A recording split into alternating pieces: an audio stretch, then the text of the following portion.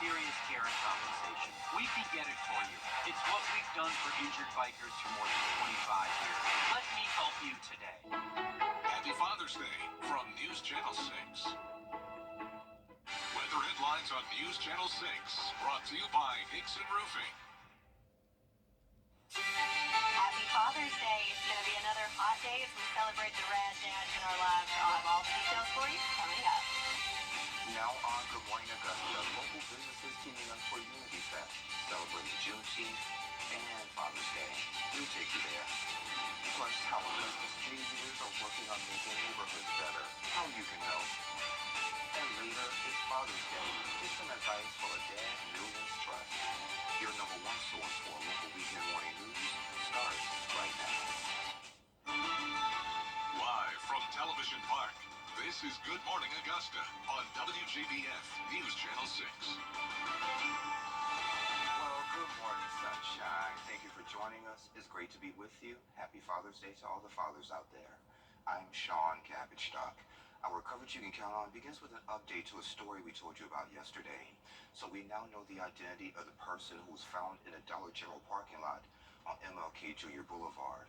Authorities found the body of 28-year-old Elias Delk just before 5 Saturday morning. He appeared to have died from multiple blunt force trauma. An autopsy is scheduled. Richmond County authorities are investigating a suspicious death in South Augusta. A homeless man was found in a wooded area near the I-520 eastbound ramp at Windsor Spring Road. That man has not been identified yet. Autopsies are scheduled for both. People living in one North Augusta neighborhood are fighting to keep a huge development from their back doors. In March, the North Augusta Planning Commission denied a proposal to rezone 130 acres near Solo Crossing neighborhood off of Muskogee Lake Road. The plan is to build nearly 500 single-family homes. City Council will vote on it Monday. Homeowners are worried about what happens if Council doesn't uphold the decision. It's already horrible traffic. We already have lots of accidents out there. And just knowing that if you have 500 homes, it's probably 1,000 cars that are going to be on the street. And that vote will take place Monday at the City Council meeting at the Municipal Building at 6 p.m. Sherry joins us for another quick check of the forecast. You said it's going to be hot, right? Oh, yeah. Hot, hot, hot. Hot, hot, hot. It's June. Come on now. What were we expecting? Like Krispy Kreme donuts. Yes. With the hot sign. Hot sign. It is on. All right. Let's look at our Terry Libbert Hyundai Skyview cam. We have a beautiful shot this morning of the sunrise here in Augusta. There are a few clouds there in the horizon, but overall set up for a beautiful morning. But it's already on the warm side. Temperatures already in the 70s, 70 degrees here in Augusta, 73 in Waynesboro. Still hanging on to the 60s in McCormick at 69 and Louisville alike. But yeah, we're on our way to another hot one and no break there with a nice cool breeze as winds are very, very calm. Looks like our top wind speed throughout the whole area is a whopping 2 miles per hour. So that's not going to cool you off a whole lot. Satellite and radar, we can see a few of those wispy clouds there in there. But overall, mostly clear conditions, and that cold front that came through is now well off the coast, and of course did not really cool us down a whole lot, just a few degrees. So yesterday we did hit 97 as forecasted, so a nice hot one, and did pick up a little bit of rain here in Augusta. Said it was going to be splotchy, and we did pick up some of that right here in the Garden City. But for today, as we celebrate dads, it's going to be a hot one as we warm into those lower to mid 90s throughout the afternoon. When you factor in the humidity, going to feel more like triple-digit heat, and of course in the afternoons we can't rule out another round of some pop-up showers and storms alike. So we'll talk about the details of your Father's Day forecast and the week ahead, and also what's heating up in the tropics. I'll have all the answers coming up in your full forecast. Sean? All right, sounds good, Sherry. Thank you. This weekend, people here in Augusta are celebrating 2 upcoming holidays at Pendleton King Park. Here's Isabella Moody. Small businesses and organizations join together for a Unity Fest to celebrate Juneteenth and Father's Day at Pendleton King Park.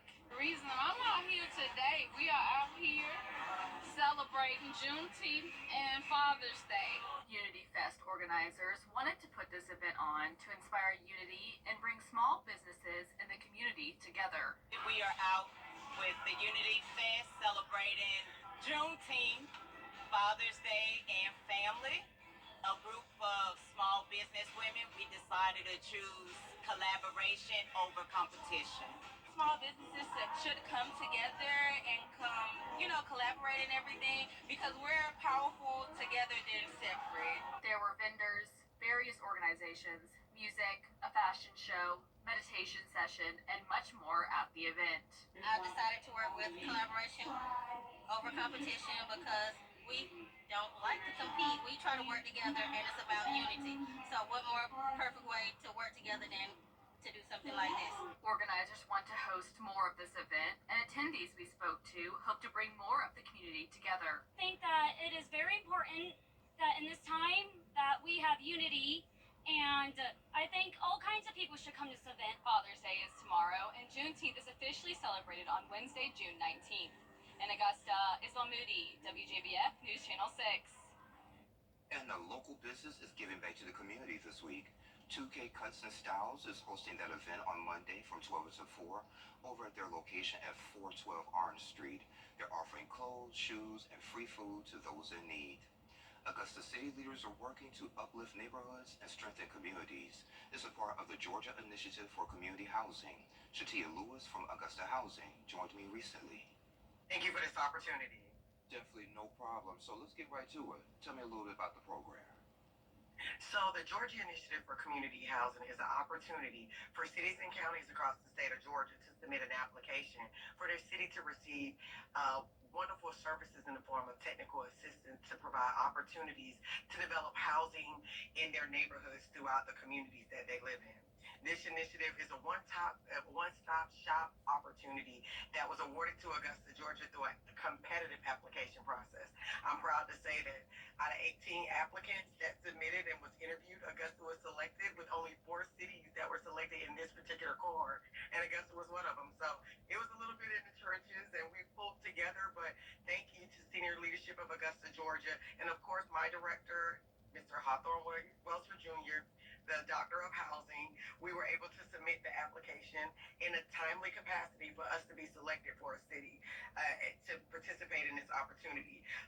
We're spotlighting the Turpin Hill neighborhood area, but it's the opportunity for us to start in this particular neighborhood, and then we're able to build out throughout Augusta, Georgia neighborhood. So this is our blueprint. This is our bedrock for us to be able to have some type of starting point that we can use this particular tool to move throughout Augusta, Georgia. And being here in Augusta is such a great place. So you mentioned the Turpin Hill community. So why did you guys want to kind of pilot it in the Turpin Hill community? Because we wanted to look at neighborhoods that had a study or a base area that lacked the need for us to grow in that particular region. So we knew that there was growth and development in the Laney Walker Bethlehem area. And we submitted a previous application a few years ago, but we were denied. So it was recommended by UGA for us to select a small neighborhood near areas that had development. So with the time frame that we worked on, we said, okay, let's look at something that we knew we could build capacity at a quick rate. But then we also looked at it by building this application, what was controllable that we would be able to utilize throughout all of Augusta. So it really wasn't a selection process. It was just us looking at the opportunity of being able to build an application in a turnaround capacity where we had the data to pull from that had a previous development plan in an area that we had worked on. And then based on the recommendation of UGA, we were able to move forward with us being successful within this process. But all of Augusta is important to us. And we looked at building this tool so that we can take it and mirror it throughout the communities that are within Augusta. Because all of Augusta is important. Housing is important to everywhere in Augusta, but not just in Augusta, throughout the state of Georgia and throughout the United States. So we're just following the guide and leadership from those who have recommended for us to move forward. And how can residents participate and give their feedback to y'all? Thank you for asking that, because citizens' participation is definitely something that we need, because we know that housing is needed, but we need to hear from the residents. We need to hear about what they think their needs are, what they know they want in their community, because it's their neighborhood. They live in these neighborhoods. Their history is within these neighborhoods. And that meeting is going to be Thursday at the Carrie May Center at 6 p.m. You can find out more on WJBF.com. Celebrating Juneteenth, the meaning behind it, and how you can participate. Details next. News Channel 6 is giving you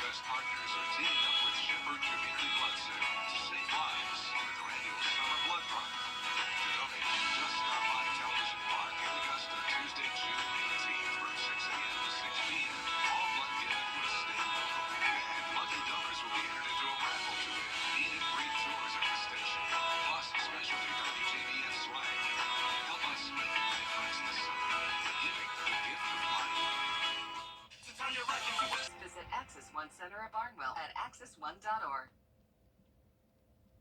Wednesday is Juneteenth, and downtown Augusta celebrated it a little early. The National Action Network of the CSRA held a parade Saturday starting at the James Brown Arena. There were organizations, bands, dancers, and a lot of fun. Communities nationwide are marking the day with reflection and celebration. Here's our Atlanta Bureau Chief, Archer Shashadri.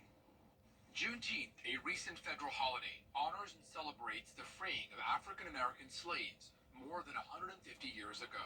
So what I would be hopeful for is that everyone, regardless of race, creed, color, would not look at Juneteenth simply as a day off, but as a day of reflection and a day of celebration of a time when we all became equal. It was on June 19th, back in 1865, when federal troops freed all enslaved slaves in Texas, even though former President Abraham Lincoln had issued the Emancipation Proclamation 2 years earlier. So for years now, I know other Black Americans have really celebrated Juneteenth as our day of independence, more so even than the 4th of July. But to have the federal government make the acknowledgement now and to codify that as a federal holiday. This year, the ripple effects and remembrance ceremonies are being felt in Georgia. Activists at Hosea Feed the Hungry, which helps the homeless in Atlanta, say Juneteenth honors the lives of men and women who were captured and then their struggles for freedom. We get 2 shots at celebrating the freedom of everyone in this country. Independence Day for one, but Juneteenth for another. Because when you start talking about equality, that's freedom for everyone. At the height of the Civil War in the 1860s, Georgia had nearly 500,000 slaves, with nearly a third in Savannah, the state's largest city back then. Archit Seshadri. And it also stands as a reminder of the importance of voting rights for Black Americans. At Augusta's Juneteenth celebration, the alumni chapter of Delta Sigma Theta sorority set up a table to talk to folks about exercising their right to vote. The struggles that our forefathers have had, even to vote. You know, they had a count of jarred jelly beans, and a lot of people take that for granted, or they take that as a joke, but it's real, and we have the freedom right now to just go and vote. Encouraging folks to register to vote. Are you registered to vote? I am. Good. When we're looking at folks who are voting, we want to remind them that they have the freedom and should exercise that freedom, that right to go out and pick those persons who represent them. And those celebrations will continue Wednesday from noon until 9:30 at the James Brown Arena parking lot. And then there's also one at the Bamberg County Veterans Park from 11 until 3. Sherry has a check of your steamy Father's Day forecast. Those details next. Weather headlines on News Channel 6, brought to you by Nixon Roofing. Women are very, very hot. Now, your most accurate forecast with WJBF Live 5 for 6. Here's a beautiful shot on our Terry Lambert Hyundai Skyview cam over at Doctors Hospital. The extent looks like some cumulus or cumulus stratus clouds around the sunrise there, giving a beautiful shot this morning. But it is hot out there. 70 degrees already at this hour with no wind to give us a nice cool breeze. So it's just a little sticky and stuffy out there as we wake up this morning. Looking at the big picture with the satellite radar, not a whole lot to see here. We've got a few clouds in there, but overall, most of the southeast looking pretty clear. Most of the action back to our west. Looks like Omaha's still dealing with some storms today. Home of the College World Series. Had some weather delays yesterday, and looking at pretty much the same situation for today. So looking at the big picture also with our temperatures, so lots of warmth throughout the southeast as well. 77 in Birmingham, 78 in Dallas, and check it out, already in the upper 80s there in Phoenix, where they are still experiencing quite the heat wave out that way. So it's hot here, but it could be worse. Keep that in mind as you're outdoors sweating today. So yesterday we did pick up a little bit of rain as expected. It was very splotchy in nature. Most did not even get a drop. Some trace amounts there in Sparta and Sandersville, but Augusta we picked up 3/10, and in Aiken County almost half an inch. So very concentrated there on the eastern side of the CSRA. But the good news is we have another chance today. So hopefully that will be more widespread, so more of us can get some of that beneficial rain. Of course, those trace amounts not doing a whole lot for our drought meter. In the 2 areas that need it did get trace amounts, so I guess we should be grateful for what we got, but of course that's not putting much of a dent there in our farmers' forecast. But again, we've got another shot at it today, so let's look at how that plays out on our future cast. So this morning, just a few clouds there kind of swirling in, but as we go through the early afternoon hours, we'll start off mostly sunny conditions, but then once we get into the early afternoon, so probably like around 1, 2 o'clock, we'll start to see those clouds increase, and that's where we see those little cells start to form. So here we are at 3 o'clock, 5 o'clock, 7 o'clock, and notice they're just very, very isolated in nature. So it's going to be kind of like yesterday. Some places will get the rain and thunder and quite a bit of rain, in fact, and other places will not see a drop. So unfortunately, not a widespread event and not a whole lot of rain coming through this, but there is a chance. So keep that in mind if you're outdoors celebrating today. There could be little boomers come up and you want to head indoors if you hear that thunder roar. So clouds will continue throughout the overnight hours and first thing Monday, but then throughout the day Monday, we'll just see a mix of sun and clouds. We'll call it a partly cloudy day there for us to start off the work week. So heat today, we're going to have air temps in the mid-90s, but feeling more like triple-digit heat again today. And also it's heating up in the tropics as we have 2 areas of interest that could develop over the next 7 days. So that will certainly affect our forecast in the coming week. So we have the chance of those afternoon storms today, highs in those mid-90s, feeling more like triple-digit heat. Then we'll get to dry out, sunshine, a few degrees cooler the first part of the week, and then the later part of the week, that's where we'll be keeping our eyes on the tropics, where it could affect our chances of rain. Hopefully bring us some rain, no damage, just the good stuff. Because you said we really need some. We really need it, yes sir. All right, well, I'm staying inside today. Well, what do dads really want? We have a new poll, surprising answers. What's trending is next.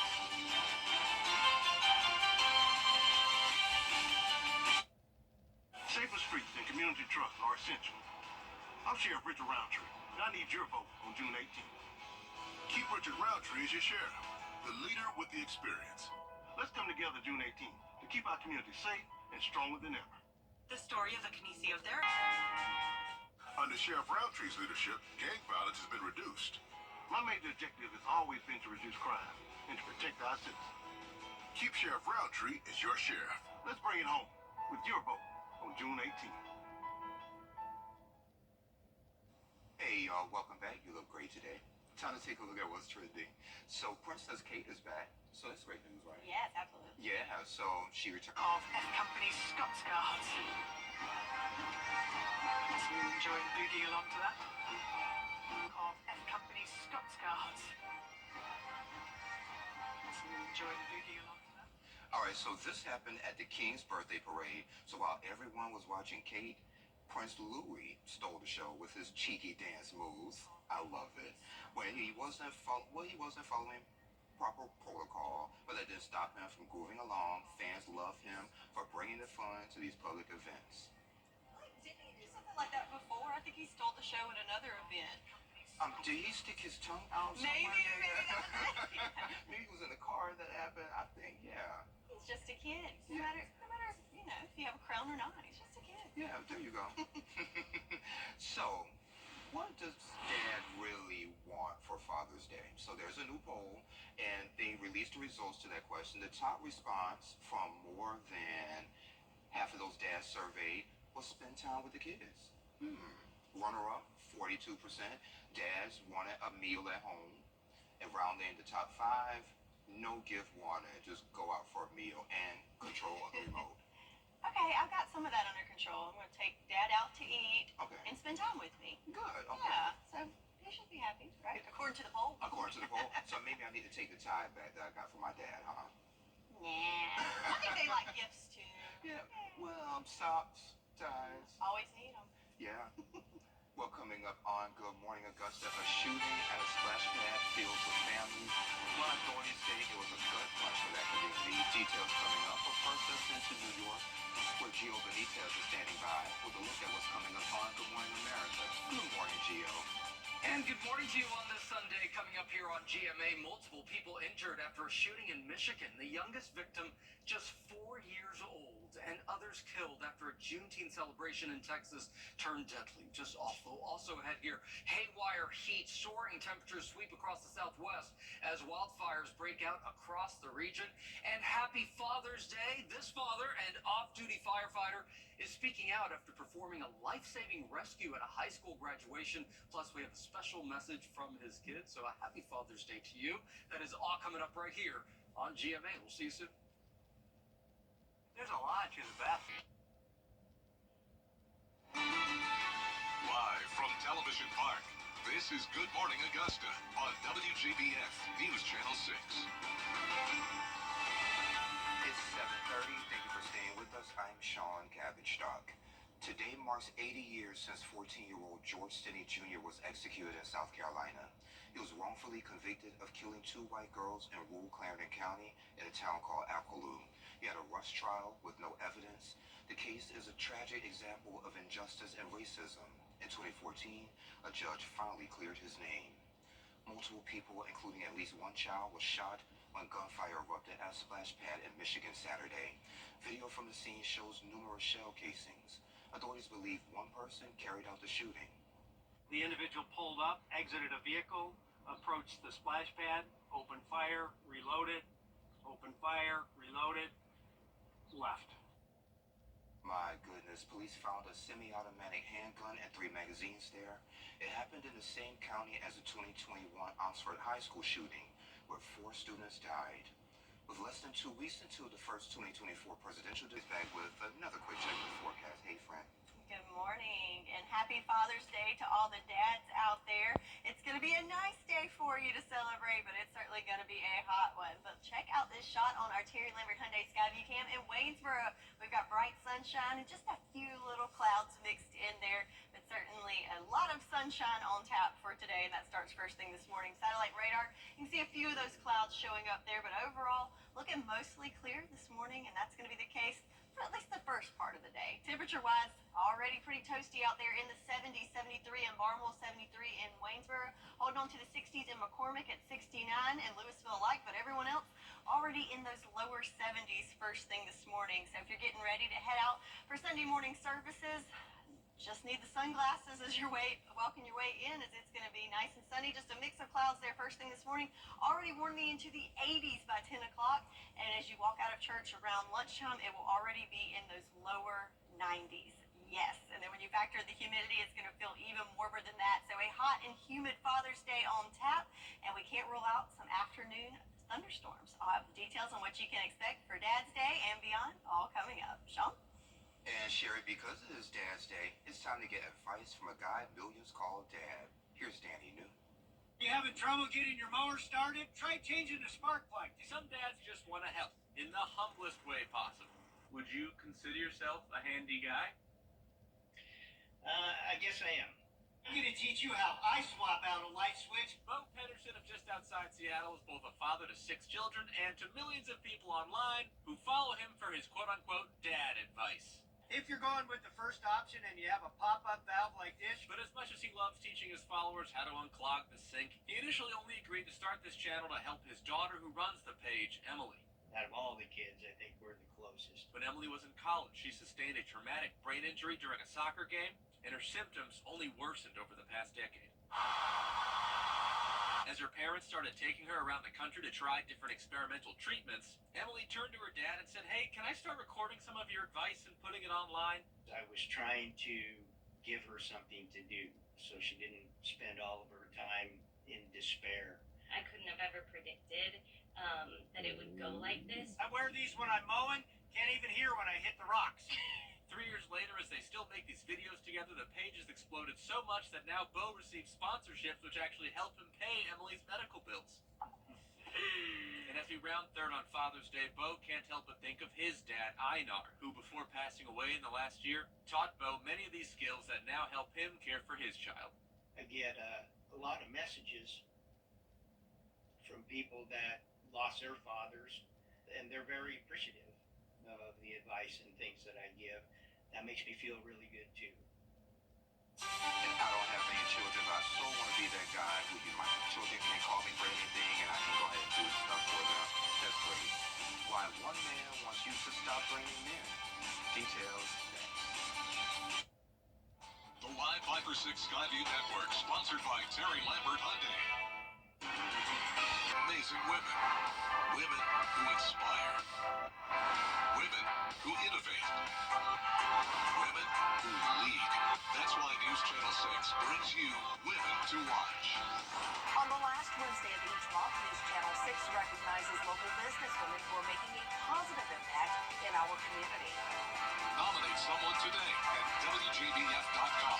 Sponsored by Goodwill. So apparently sharks have been spotted along the southeast coast, particularly in Florida. Last week, there were 3 people seriously injured in shark attacks in Walton County, raising concerns among beachgoers. Marine experts emphasize that shark attacks on humans are rare, and having multiple incidents so close together is uncommon. They also reassure the public that there is no need to fear shark attacks. I would say most sharks are not dangerous to humans. That they, there are a few that are a little more, we'll call them aggressive, which is your bull shark and your tiger shark and your great whites. But people are not part of a shark's natural diet. They would much rather feed on fish and marine mammals. And marine experts also say if you do see a shark in the water, don't try to panic. Do not splash around and work your way back to shore. And remember, we enter their environment when we get in the water. So for Father's Day, a life coach is looking into modern masculinity and its evolving impact on society. It's called Stop Blaming Men for Your Problems. And he is Michael Taylor, and he joined me recently.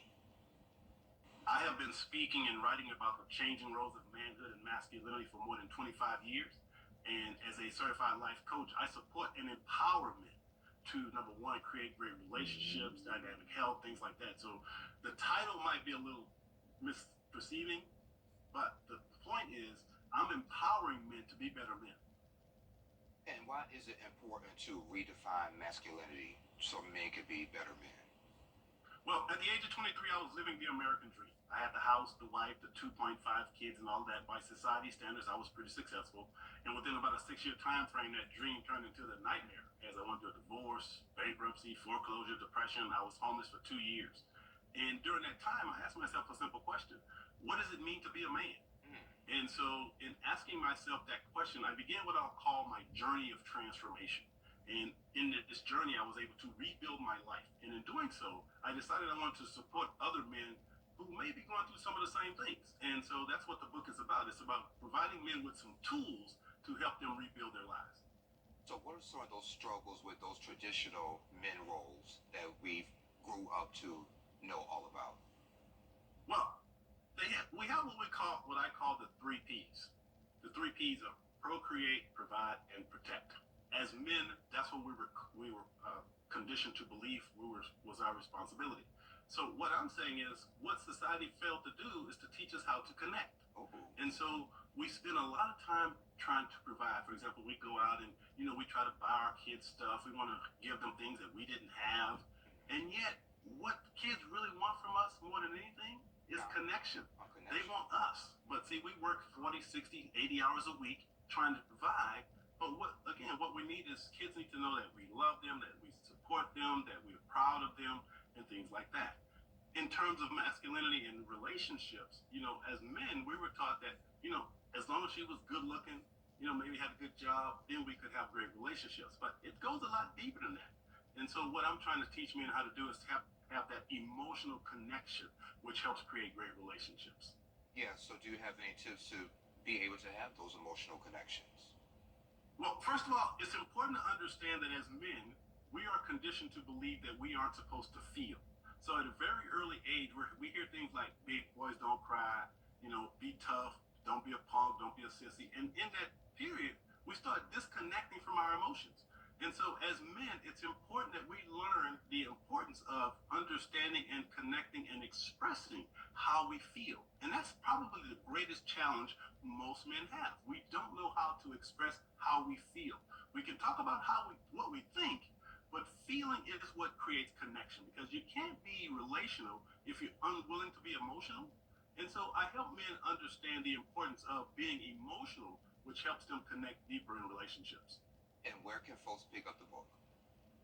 The book is available at any online retailer. You can also find it on my website at creationpublishing.com. If you order from creationpublishing.com, you actually get an autographed copy. All right, Michael Taylor, stop blaming men for all the problems. Thank you for joining us. I appreciate it. Thanks, Sean. And again, Michael, thank you. Sherry has another check of your forecast coming up in less than 3 minutes. Ooh, that's 101. At Lionel Smith Limited, committed to quality customer service. Now, your most accurate forecast with WJBF Live Viper 6. Time now 7:45, and we've got yet another beautiful shot of the sun this morning on our Terry Lambert Hyundai Skyview Cam here in Augusta. Mixed in with those clouds, the sun kind of beaming through there. Beautiful, beautiful shot, and it is also a warm day to start off. So 70 degrees here in Augusta, and no relief with a nice light breeze as the winds are pretty much non-existent to calm. And we do have a little bit of issue with visibility there, especially over the water. Got a little fog to contend with this morning, but nothing too crucial, and that should be cleared up here in the next little bit. So around the CSRA, we have some warmer temps in Allendale, already at 75 degrees this morning, 74 in Thompson. McCormick holding on in those upper 60s at 69 degrees. Good morning to you, Aiken. You're at 73 right now. Same for Millen at 73. So lots of lower to mid-70s. Edgefield already at 75. Washington alike. So yeah, we're warming up nicely already this morning. So looking at our big picture with our satellite and radar. So that cold front that came through yesterday is kind of stalled out over the coast. But also we have a high pressure system that's in the middle Atlantic that's kind of ushering in some moisture. So kind of that clockwise rotation, bringing in moisture to our neck of the woods. So that's why it's kind of very humid outside. So we've got that warm, moist air as we go through the day today. You'll certainly feel that as we're not only in the humid, sticky category first thing this morning, but we'll be climbing into that extremely humid section later on this afternoon. So not only will the air temps be warm, but when you factor in that humidity, it's going to feel even warmer. Yay. So rain chances today, we do have a 30% chance, most of that coming in the afternoon hours there for us.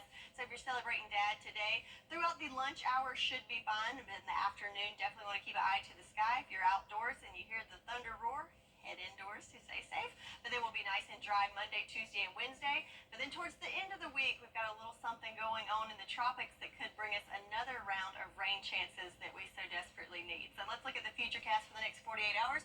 There's those clouds that we're contending with this morning. As we go through the next couple of hours, the clouds will clear out temporarily, then kind of mosey on back in there, and you'll see those scattered sails start to pop up. I'm going to say between 2, 3 o'clock, that's when we'll first see those come in. But again, notice they are very isolated, very scattered, not widespread by any means. As we go through the next several hours in the early afternoon, again, not really grow into a widespread event, but if that's where you are, you could see a good bit of rainfall and also some gusty winds and, of course, the thunder and lightning to go along with that.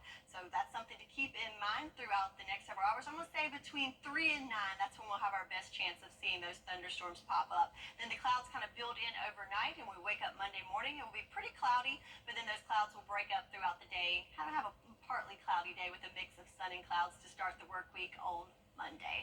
So for your Father's Day, planning that out, like I said, it's going to be a warm one in the 90s by lunchtime. Enjoy that sunshine if you're taking Dad out for lunch. But then in the afternoon, if you're planning on grilling outside or hanging out by the pool, just keep in mind with those isolated and scattered storms that could pop up. Again, not going to be everywhere, so don't change your plans, but just keep in mind that if it does pop up where you are, want to head indoors. And of course, everyone stay hydrated and stay cool when possible, as it's going to be a very, very warm one, especially when factoring that humidity. So speaking of what's going on in the next week that could change our forecast, looking to the tropics, we have 2 areas of interest, but this one in particular could affect our forecast. Has a 30% chance of development over the next 7 days, and hopefully it will bring us some much needed rain later on in the week. So for today, looking at sunshine for most of the day, but then those clouds will increase in the afternoon. Could see some pop-up storms. Temperatures in the mid-90s, feeling more like triple-digit heat, and then we'll get a little relief from the heat starting in the work week, with temperatures in those lower 90s coming up. That's your forecast, and we'll be right back. The CSRA's favorite news app is now even better with easier access to local news, weather, and streaming video. Download the News Channel 6 mobile app. watch it back. Now, WJBF sports coverage you can count on. This week, as the U.S. Open plays out in Pinehurst, North Carolina, the world's best golfers compete in the year's third major. And for one local college student, it's a chance to spend the week behind the scenes with the United States Golf Association to see what it takes to put on a major tournament. Henry Stevens, Grovetown High School alum, is taking part in the USGA's Pathway Interns class. He's a rising junior studying pre-law at Duke University.